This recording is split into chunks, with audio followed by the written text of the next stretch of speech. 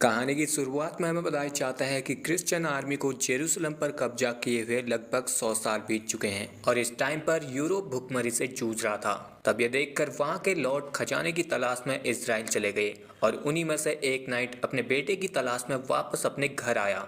दरअसल night king के लिए काम करते हैं, जिनके पास खुद की एक अलग सेना होती है जो जरूरत पड़ने पर किंग के लिए अपनी जान देने के लिए भी तैयार रहते हैं। अब यहाँ स्टार्टिंग में दिखाया जाता है कि पादरी और उसके दो साथी एक लड़की की लाश को दफना रहे थे, पर उसे दफनाने से पहले पादरी अपने दोनों साथियों से उस लड़की की गर्दन को काट देने को कहता है, क्योंकि उस लड़की ने खुदकुशी की थी और क्रिश्चियनिटी में खुदकुशी ही सबसे बड़ा पाप है। इनका मानना था कि ये लड़की नरक में जाएगी। ऐसा कहकर पादरी उस लड़की के गले से क्रॉस को निकाल लेता है। तभी यहाँ किंग का नाइट अपनी सेना के साथ पहुंचता है। ये वही नाइट है जो अपने बेटे की तलाश में वापस अपने घर जेरूसलम से फ्रांस आया था, जिसका नाम गॉडफ्रे था।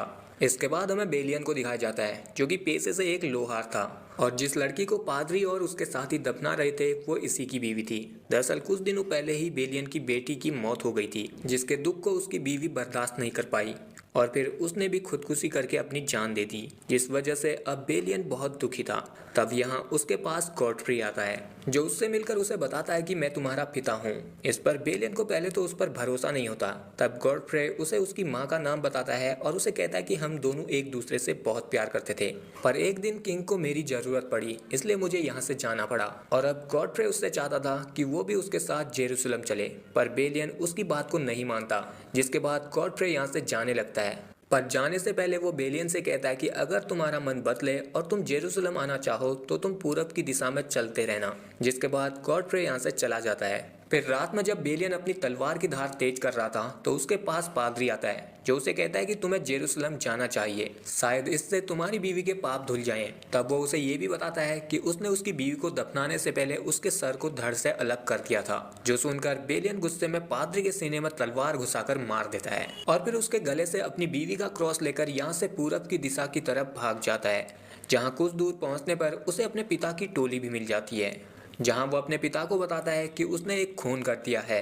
तो गॉडफ्रे उसे कहता है कि मैंने तो बहुत सारे किए हैं और फिर उसे कहता है कि जेरूसलम की धरती पर पहुंचकर तुम्हारे सारे पाप धुल जाएंगे। जिसके बाद ये सभी यहाँ से आगे बढ़ते हैं, जहाँ रास्ते में गॉडफ्रे अपने बेटे बेलियन को तलवारबाजी सिखाता है। तब थोड़ी देर में यहाँ पर कुछ सैनिक आ जाते हैं जो बेलियन को गिरफ्तार करने के लिए आए थे, क्योंकि उसने पादरी को मारा था। पर यहाँ गॉडफ्रे और उसके साथी उन्हें बेलियन को नहीं सौंपते, वो उन्हें वापस जाने के लिए कहते हैं। वो लोग इस वक्त तो यहाँ से वापस चले जाते हैं, पर थोड़ी देर बाद वो लोग अपने बहुत सारे सैनिकों के साथ यहाँ पहुंचकर इन लोगों पर हमला कर देते हैं, जिनसे लड़ते हुए यहाँ गॉडफ्रे के बहुत सारे साथी मारे जाते हैं। इवन इस लड़ाई में गॉडफ्रे भी घायल हो चुका था, लेकिन फिर भी जैसे तैसे करके उन सारे सैनिकों को ये लोग मार देते हैं। इसके बाद जब यहाँ गॉडफ्रे का दोस्त गॉडफ्रे के जख्म को देखता है तो वो बताता है कि ये बस अब कुछ दिनों के मेहमान हैं। फिर इसके कुछ दिनों बाद ये लोग मसीना नाम की एक जगह पर पहुंचते हैं, जो कि जेरूसलम का बंदरगाह था। और अब यहाँ गॉडफ्रे भी मरने की हालत में था, जहाँ वो अपने बेटे से चाहता था कि उसकी गद्दी अब बेलियन संभाले,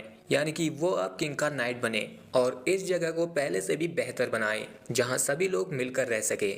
जिसके बाद बेलियन जब यहाँ घूम रहा था तो उसे यहाँ बहुत सारे मुस्लिम दिखाई देते हैं जो अपनी इबादत करते हैं। तो उन्हें देखकर बेलियन हैरान था, क्योंकि इस टाइम पर क्रिश्चियनिटी ही सबसे पीक पर थी और मुस्लिमों को आए हुए लगभग 500 साल ही हुए थे। और अब यहाँ पर भी लोग एक दूसरों के धर्मों को बदलवाने की कोशिश में लगे थे। फिर जब यहाँ बेलियन खाना खा रहा था तो उसके पास किंग बाल्डविन का जीजा, जिसका नाम गाय था, वो आता है, जो कि किंग बाल्डविन का सेना प्रमुख भी था और किंग के मरने के बाद वही राजा बनने वाला था, इसलिए वो यहाँ सब पर अपना हुक्म चलाया करता था। लेकिन यहाँ उसकी बेलियन के साथ एक बहस हो जाती है, जिसके बाद हमें गॉडफ्रे को दिखाया जाता है, जो कि अब मरने वाला था, पर मरने से पहले वो अपने बेटे को अपनी गद्दी देना चाहता था। इसलिए वो यहाँ बेलियन को अपनी तलवार देता है और शपथ दिलाता है कि दुश्मन चाहे कितना भी ताकतवर हो, तुम्हें सबसे पहले घबराना नहीं है और कमजोरों और लाचारों की हमेशा मदद करनी है। और सबसे खास बात कि जब तक किंग बाल्डविन है तब तक तुम्हें उनका साथ देना है, और अगर किंग मर जाते हैं तो तुम्हें अपनी प्रजा को बचाना है। यही एक सच्चे नाइट का धर्म होता है। जिसके बाद गॉडफ्रे उसे अपनी अंगूठी और तलवार देकर मर जाता है। अब इस सब के बाद गॉडफ्रे का खास आदमी बेलियन को समुद्र के रास्ते से जेरूसलम किंग बाल्डविन के पास जाने को कहता है। कुछ दिनों बाद वो भी वहां पर आ जाएगा। जिसके बाद बेलियन एक जहाज में अपनी एक छोटी सी सेना के साथ जेरूसलम के लिए निकल जाता है। पर रास्ते में एक बहुत बड़े तूफान की वजह से इनका जहाज पलट जाता है, जिसमें सभी लोग मारे जाते हैं, लेकिन बेलियन बच जाता है, जिसकी अगले दिन जब आंख खुलती है तो वहाँ उसे सभी लोग मरे हुए मिलते हैं, पर एक घोड़ा उसके जहाज में अभी भी फंसा हुआ था, जिसे जब बेलियन निकालता है तो वो घोड़ा वहाँ से भाग जाता है। तो अब बेलियन यहाँ से पैदल ही रेगिस्तान में चलते चलते जेरूसलम की तरफ जाने लगता है, और फिर एक जगह पर उसे जब पानी मिलता है तो वहाँ पर वो घोड़ा भी पानी पीने के लिए आ जाता है, जिसे अब बेलियन पकड़ लेता है। पर तभी वहाँ उसके सामने दो घुड़सवार आते हैं, जिनमें से एक का नाम इमाद था, और वो लोग बेलियन से उस घोड़े को मांगते हैं। बेलियन उन्हें मना करता है तो इमाद का साथी बेलियन के साथ लड़ने लगता है। तब बेलियन उसे समझाने की कोशिश करता है, लेकिन वो नहीं मानता। तो अब बेलियन मजबूरी में उससे लड़कर उसे मार देता है, जो देखकर इमाद भी अब उसके कब्जे में आ चुका था, जिसे अब बेलियन अपनी पहचान किंग के नाइट के तौर पर बताता है और उसे कहता है कि उसे जेरूसलम जाना है। ये जानकर इमाद उसे अपने साथ जेरूसलम तक ले जाता है, जहां पहुंचने पर अब बेलियन इमाद को वो घोड़ा भी दे देता है और उसकी जान भी बख्श देता है। तब उसकी ये दरियादिली देखकर इमाद उसे कहता है कि आपकी ये अच्छाई आपके दुश्मनों तक पहले पहुंच जाएगी। इसके बाद बेलियन जब यहाँ घूम रहा था तो उसे यहाँ अपने पिता के साथ ही मिल जाते हैं, जो उसे अपने साथ ले जाते हैं। फिर इसके अगले दिन यहाँ सिबेला आती है, जो कि किंग बाल्डविन की बहन थी और यही गाय की बीवी थी। वो यहाँ नए नाइट से मिलने के लिए आई थी। तब बेलियन उसे पानी पिलाता है, पर इससे पहले कि वो उसे अपने बारे में बताता, सिबेला यहाँ से चली जाती है। पर जाने से पहले वो कहती है कि किंग ने नए नाइट को मिलने के लिए बुलाया है। जिसके बाद बेलियन यहाँ जब कुछ लोगों को फांसी पर लटकाया हुआ देखता है तो वो इसके बारे में अपने पिता के साथियों से पूछता है। तो वो उसे बताते हैं कि किंग बाल्डविन ने सलाउद्दीन के साथ समझौता किया है कि जेरूसलम पर किसी भी धर्म के लोग रह सकते हैं और पूजा कर सकते हैं, पर कुछ लोग मुस्लिमों और क्रिश्चियनों को लड़ाना चाहते हैं, इसलिए कई लोग यहाँ मुस्लिमों को मार दे रहे हैं, जिनको सजा देने के लिए यहाँ उन्हें इस तरह से लटकाया गया है। वो बताते हैं कि जब तक किंग बाल्डविन जिंदा है तब तक जंग नहीं होगी, पर किंग का जीजा और उसका एक मंत्री रेनॉल्ड सलाउद्दीन के साथ जंग शुरू कर देना चाहते हैं। अब ये सब जानने के बाद बेलियन किंग बाल्डविन से मिलने के लिए उसके महल जाता है, जहाँ उसे सिबेला मिलती है, जो उसे किंग बाल्डविन के पास ले जाती है। अब यहाँ किंग बेलियन से कहता है कि तुम्हारे पिता हमारे सबसे भरोसेमंद और एक काबिल योद्धा थे। दरअसल किंग बाल्डविन को बचपन से ही लेप्रोसी की बीमारी थी, जिसमें इंसान का शरीर रोशनी में आते ही सड़ने लगता है, इसलिए किंग अपने पूरे शरीर को ढक कर रखते थे और अपने चेहरे पर एक मास्क पहनते थे।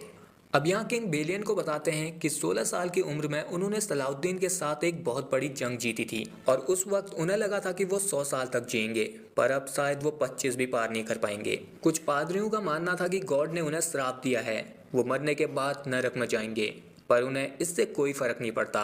अब यहाँ किंग बेलियन से कहते हैं कि एक किंग हमेशा अपने लोगों के हित में ही काम करता है, पर कभी कभी उन्हें सही और गलत को चुनना बहुत मुश्किल होता है, लेकिन एक नाइट हमेशा किंग का साथ देता है और हमेशा सही और गलत में सही रास्ता चुनता है, जो कि उसके और उसके लोगों के लिए सही होता है। और अब किंग बेलियन से चाहते थे कि वो इबलिन में रहकर वहाँ के लोगों को संभाले और उस जगह को बेहतर बनाए। आखिर में किंग उसे कहते हैं कि अगर कभी मुझे जरूरत पड़ी तुम्हारी तो भी तुम आ जाना।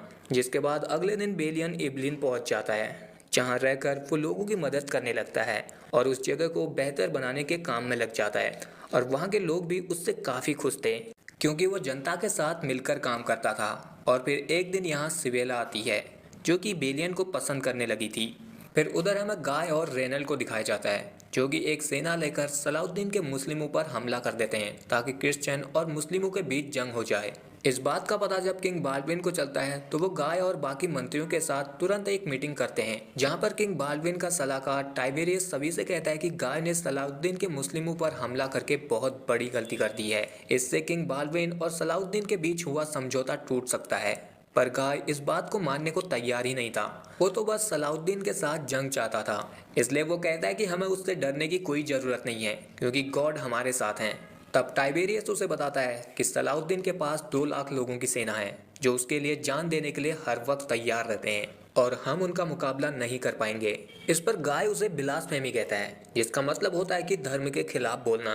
तब ये देखकर सभी लोग भी बिलासफेमी चिल्लाने लगते हैं। ये सभी लोग सलाउद्दीन के साथ जंग शुरू करना चाहते थे, क्योंकि इनका मानना था कि गॉड उनके साथ हैं और उनका क्रिश्चियन धर्म सबसे बड़ा है। तभी यहाँ किंग को एक लेटर मिलता है, जिससे किंग को पता चलता है कि सलाउद्दीन अपनी 2 लाख सेना के साथ जॉर्डन देश पार कर चुका है। तब यहाँ किंग बाल्डविन के एक इशारे पर सारे लोग चुप हो जाते हैं, जिसके बाद किंग बाल्डविन डिसाइड करते हैं कि वो सलाउद्दीन के एरिक पर हमला करने से पहले उससे मिलेंगे।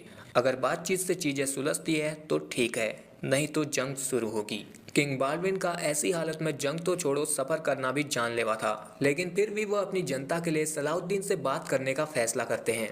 और वहां एरिक में जब तक किंग नहीं पहुंचते तब तक एरिक शहर की सुरक्षा की जिम्मेदारी बेलियन की थी, जिसके पास सिर्फ 2 टुकड़ी सेना की थी। पर वहां तो उसके सामने 2 लाख लोगों की फौज आ रही थी। ये देखकर भी बेलियन घबराया नहीं और लड़ने के लिए आगे बढ़ा, जिसमें अब यहाँ बेलियन के जितने भी साथी थे वो सब मारे जाते हैं और बेलियन को बंदी बना लिया जाता है, क्योंकि सलाउद्दीन की सेना का नेतृत्व इमाद कर रहा था, जिससे बेलियन की दोस्ती हो चुकी थी। फिर कुछ देर बाद यहाँ पर किंग बाल्डविन भी अपनी पूरी सेना के साथ पहुंच जाते हैं और उनके सामने सलाउद्दीन अपनी पूरी सेना के साथ था। अगर अब एक भी गलती हुई तो जंग शुरू हो जाएगी और हजारों लाखों लोग मारे जाएंगे। पर किंग बाल्डविन ऐसा नहीं चाहते थे, इसलिए वो सेना को यहीं रोककर सलाउद्दीन से बात करने के लिए आगे बढ़ते हैं। तब ये देखकर सलाउद्दीन भी बात करने के लिए आगे उनके पास आता है। इन दोनों के ही हाथों पर था कि युद्ध होगा या नहीं। किंग बाल्डविन शुरू से ही युद्ध के पक्ष में नहीं थे, क्योंकि उन्हें अपने लोगों की जान की फिक्र थी। इसलिए वो सलाउद्दीन से कहते कि वो उनके बीच हुए समझौते का उल्लंघन ना करे और अपनी सेना के साथ वापस लौट जाए। सलाउद्दीन भी युद्ध करना तो नहीं चाहता था, पर किंग बाल्डविन के मंत्री रेनल्ड ने उसके मुस्लिम लोगों पर हमला करके मार दिया था। इस पर किंग बाल्डविन कहते हैं कि रेनल्ड को उसके किए की सजा मिलेगी, पर उसके लिए युद्ध शुरू कर देना सही नहीं है। अब सलाउद्दीन किंग बाल्डविन को बहुत सम्मान की नजरों से देखता था, इसलिए वो अपनी सेना वापस ले जाने के लिए मान जाता है और जाते वक्त वो किंग से कहता है कि मैं तुम्हारे इलाज के लिए अपने मेस्टरों को भेजूंगा। जिसके बाद सलाउद्दीन यहाँ से चला जाता है और इस तरह एक बहुत बड़ी जंग होने से टल जाती है। अब क्योंकि ये सब रेनल्ड की वजह से हुआ था, तो किंग यहाँ से सीधे रेनल्ड के राज्य में जाते हैं, जहाँ रेनल्ड अब डर के मारे किंग के सामने अपना सर झुकाता है और किंग के हाथ चूमकर अपनी जान की भीख मांगता है। पर किंग उसकी इस हरकत के लिए उसे कोड़ों से मारते हैं और उसे उम्र भर के लिए कारागार में डाल देते हैं। और यहाँ हम देख पाते हैं कि किंग की हालत भी बहुत बिगड़ती जा रही थी। दूसरी तरफ सलाउद्दीन के पास उनका पादरी आता है, जो सलाउद्दीन से कहता है कि उसे जंग से वापस नहीं आना चाहिए था। जंग होना खुदा की मंजूरी है और खुदा ही हमें जिताएंगे। इस पर सलाउद्दीन कहता है कि नहीं, जंग होना या ना होना वो सब हमारे हाथ में है। और रही बात जीत की, तो वो दुश्मनों की सेना और अपनी सेना कितनी है और क्या हमारी युद्ध नीति है, इस पर निर्भर करती है। इन शॉर्ट में कहें तो सलाउद्दीन एक लॉजिकल बंदा था, वो किसी भी अंधविश्वास को नहीं मानता था। फिर वहाँ हमें किंग को दिखाया जाता है, जिनकी हालत अब बहुत खराब हो चुकी थी। मुश्किल से 2 या 3 दिन ही उनके पास थे। तब किंग बाल्डविन बेलियन को अपने पास बुलाते हैं। किंग बाल्डविन जानते थे कि उनकी मौत के बाद उनकी बहन का पति गाय किंग बन जाएगा, क्योंकि किंग का कोई भी नहीं था उनकी बहन के सिवा। और अगर गाय किंग बनता है तो वो फिर से रेनल्ड के साथ मिलकर मुस्लिमों से जंग छेड़ देगा। इसलिए ऐसा ना हो करके किंग बाल्डविन बेलियन से चाहते थे कि वो किंग बन जाए, पर इसके लिए उसे सिबेला से शादी करनी होगी। तब बेलियन पूछता है कि तो फिर गाय का क्या होगा। इस पर किंग का हैंड टाइवेरियस कहता है कि उसे मरवा दिया जाएगा, जो सुनकर बेलियन उनके इस ऑफर को मना कर देता है, क्योंकि उसने अपनी मरी हुई बीवी से वादा किया था कि वो कभी भी शादी नहीं करेगा। अब इसके कुछ दिनों बाद किंग बाल्डविन की मृत्यु हो जाती है, जिसके बाद वही होना था जैसा कि किंग ने सोचा था, यानी कि गाय किंग बन जाता है। और किंग बनने के बाद उसने सबसे पहले रेनल्ड को जेल से बाहर निकलवाया और उससे कहा कि वो मुस्लिमों से जंग करना चाहता है। जिसके बाद रेनल्ड ने अपनी सेना के साथ एक मुस्लिम राज्य पर हमला कर दिया और वहां सभी लोगों को मार दिया। इवन वहां सलाउद्दीन की बहन भी थी, जो जानकर तो सलाउद्दीन की बहन को रेनल्ड ने खुद अपने हाथों से मारा। जो बात पता चलने पर सलाउद्दीन ने गाय के पास अपना एक दूत भेजा अपनी बहन की बॉडी को लाने के लिए, लेकिन गाय उस दूत को ही मार देता है। इसके बाद अब इस जंग को शुरू होने से कोई भी नहीं रोक सकता था। सलाउद्दीन को जब इस बात का पता चलता है तो वो अब अपनी सारी सेना के साथ जेरूसलम पर हमला करने के लिए आ पहुंचता है। और फिर गाय और रेनल्ड ने भी अपने राज्य की सारी सेना के साथ सलाउद्दीन के साथ जंग शुरू कर दी। लेकिन इस जंग में बेलियन शामिल नहीं होता, वो यहीं टाइबेरियस के साथ किले की रक्षा करने के लिए रुकता है। और फिर वहां कुछ दिनों तक जंग चलती रहती है, जिसमें गाय के सारे सैनिक मारे जाते हैं और गाय और रेनल्ड को पकड़ लिया जाता है, जहां पर सलाउद्दीन इन दोनों से मिलता है और वो सबसे पहले आते ही रेनल्ड को मरवा देता है, क्योंकि उसने उसकी बहन को मारा था। और फिर वो गाय को वाइन पीने के लिए देता है, पर गाय को लग रहा था कि उसने वाइन में जहर मिलाया है, इसलिए वो उसे नहीं पीता। तब सलाउद्दीन उसे कहता है कि एक काबिल और नेक राजा के साथ रहकर इतना भी नहीं सीखा। ऐसा कहकर वो उसे मार देता है, जिसके बाद वो किंग बाल्डविन के राज्य को कब्जाने के लिए आगे बढ़ता है। जो देखकर अब यहाँ बेलियन अपने बचे कुचे सैनिकों और राज्य के लोगों को मोटिवेट करके सलाउद्दीन की सेना को रोकने की कोशिश करता है। वो अपनी सूझबूझ और चालाकी से सलाउद्दीन की विशाल सेना को 3 दिनों तक रोक पाता है और इन 3 दिनों में सलाउद्दीन और बेलियन के बहुत सारे लोग मारे जा चुके थे, जो देखकर सलाउद्दीन और बेलियन समझौते के लिए मिलते हैं, जहां पर अब ये डिसाइड होता है कि जेरूसलम पर अब से सलाउद्दीन का राज होगा और वहां जितने भी क्रिश्चियन हैं वो उन्हें मारेगा नहीं, बल्कि उन्हें जेरूसलम की सीमा के बाहर सही सलामत छोड़ दिया जाए। इसके बाद जब बेलियन सलाउद्दीन से पूछता है कि तुम्हारे लिए जेरूसलम की क्या कीमत है, तो सलाउद्दीन कहता है कि सब कुछ। जिसके बाद हमें दिखाया जाता है कि सलाउद्दीन ने जेरूसलम के क्रिश्चियनों को सही सलामत जाने दिया और बेलियन भी अपने घर वापस आ गया। फिर आखिर में हमें बताया जाता है कि इंग्लैंड के किंग रिचर्ड ने अगले 3 साल तक सलाउद्दीन से जंग लड़ी, पर आखिर में उसे भी सलाउद्दीन के साथ समझौता करना ही पड़ा और यहीं पर ये कहानी एंड हो जाती है। सो गाइस, आई होप कि आपको ये वीडियो पसंद आया होगा। अगर आया तो इस वीडियो को लाइक और शेयर जरूर कीजिए, बाकी कमेंट करने का मन हो तो कर दीजिए।